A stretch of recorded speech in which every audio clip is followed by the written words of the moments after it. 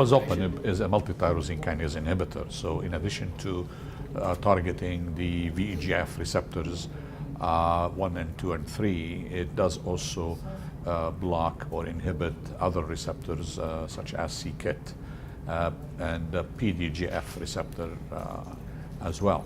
So the studies with Pazopanib were all conducted, at least the trials that have been published have been in clear cell, the most common form of renal cell carcinoma. So there is really paucity of data with Pazopanib and the non-clear cell histologies, or what we refer to as variant histologies. So this study that you were interested in and you selected was a retrospective study of patients who were seen and treated at MD Anderson Cancer Center with Pazopanib. We wanted to see if there is activity, if Pazopanib has any activity in these rarer forms of renal cell carcinoma.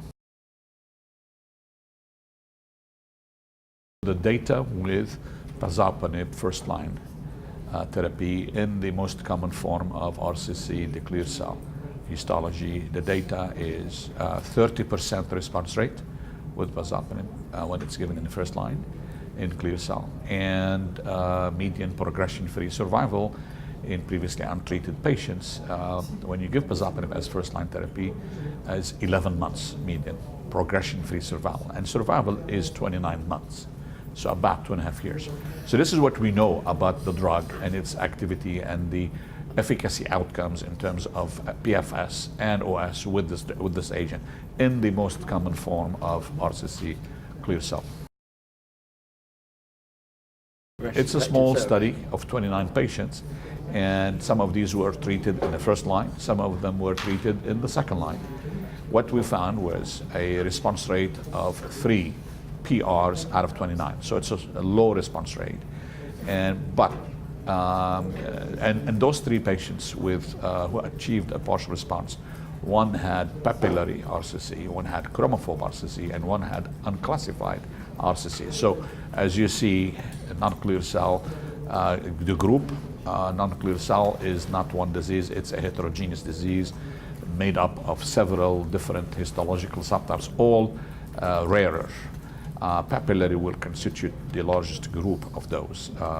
Probably 40% of the non-clear cell metastatic RCC will be papillary. So we found 3 patients out of 29 achieved a partial response. The median progression-free survival in first-line therapy with Pazopanib in these non-clear cell histologies was about 8 months. And the survival is about 13 to 14 months.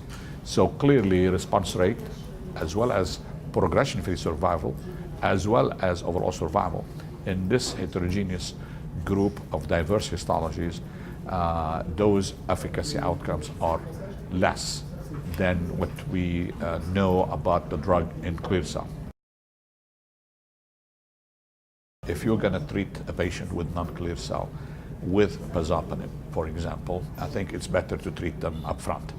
And it looks like those patients who have chromophobe, but certainly the other, like we said, we had 3 patients respond. One was with papillary, one was with chromophobe, one was with unclassified. So you could see some activity. I think the data is modest, showing modest activity. It is certainly worthwhile to conduct a prospective phase 2 trial with Pazopanib in this group. And there is such a study that's ongoing right now in the US. It's led by the Mayo Clinic group, and they are investigating the efficacy of Pazopanib in non-clear cell histology. I think there is activity, as I said, but obviously we need more effective agents. But I think this is gonna only come through understanding the biology of these rare tumors. And until we have, because we're dealing with different tumor types, but they're lumped as non-clear cell, but it's basically a potpourri, so to speak, of different histologies. So each is going to have a different response, and we really need to understand the biology of each of these rare tumors, these orphan diseases, so to speak, to really be able to identify therapeutic targets that will hopefully give us better efficacy than what we have. At the moment, we do not have an established effective therapy for this diverse group of rare tumors of RCC, the rare subtypes.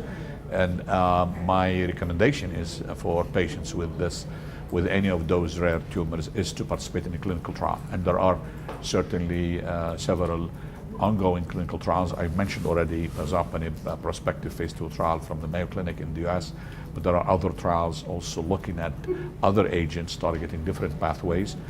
Maybe in papillary, the c-Met pathway may be relevant, at least for papillary type 1. And there are some other pathways also that may be relevant or will be identified in the future. So certainly we still have a long way to go with the treatment of these rare histologies, rare subtypes of RCC.